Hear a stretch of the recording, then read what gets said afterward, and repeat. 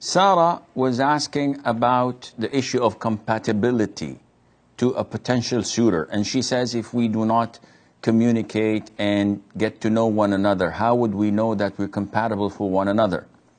And the answer is, in Islam, there isn't such a thing.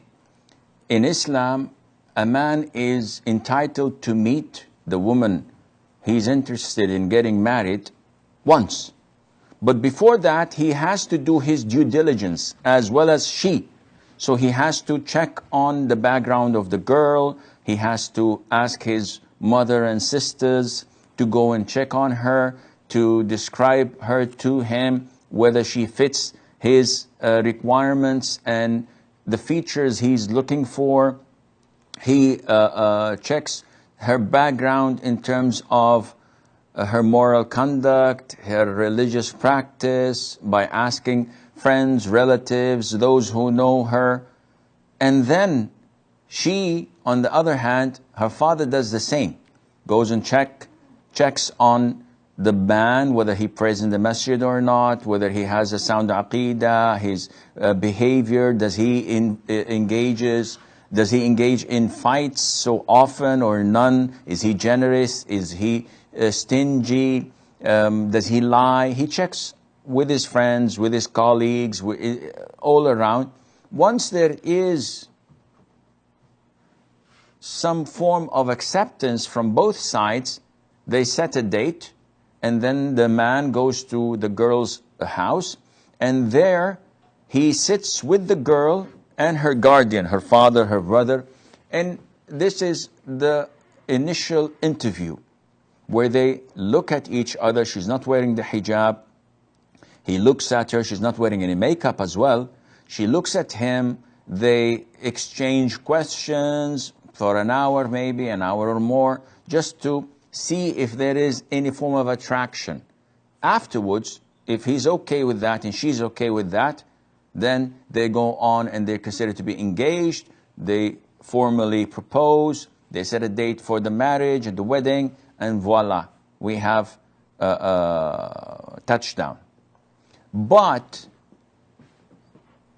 to go and date, as Sarah is implying, and to get to know one another, a lot of similar engagements, maybe in half a dozen or more, did not work out because the man probably didn't like what he saw and she didn't like what she saw, because they were all trying to fake things up. They are not that serious. They're just dating, having a good time, and no strings attached. In marriage, it's different.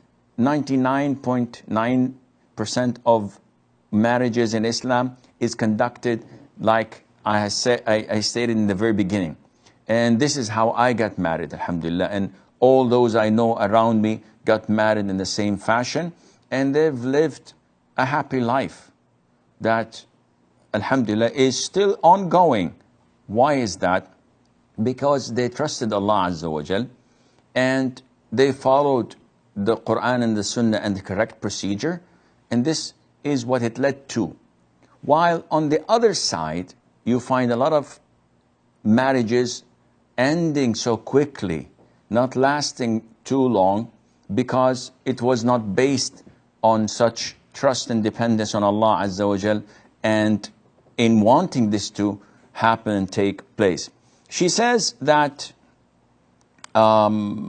if she does not like how the suitor looks, but she's attracted to him, usually it's not the looks that makes it or breaks it. Maybe, as she's describing, he's a bit chubby, he's a bit fat, but maybe he has a handsome face that is relaxing.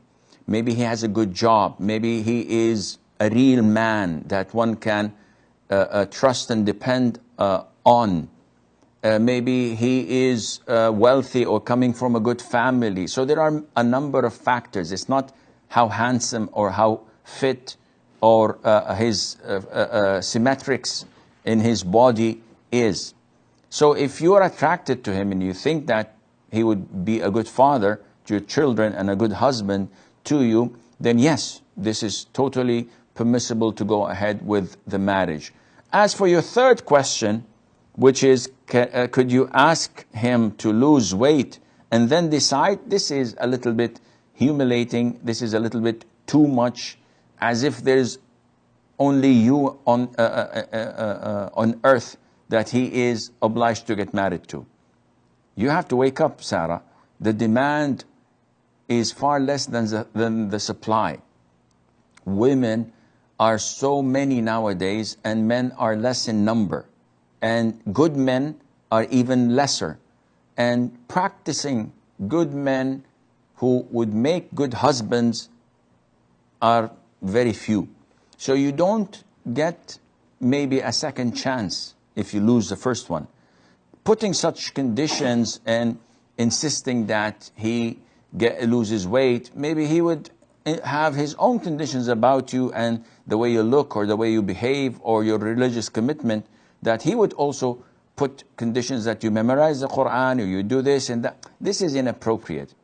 This is a marriage. This is not a business transaction that one should put such conditions to, and Allah Azza wa Jal knows best.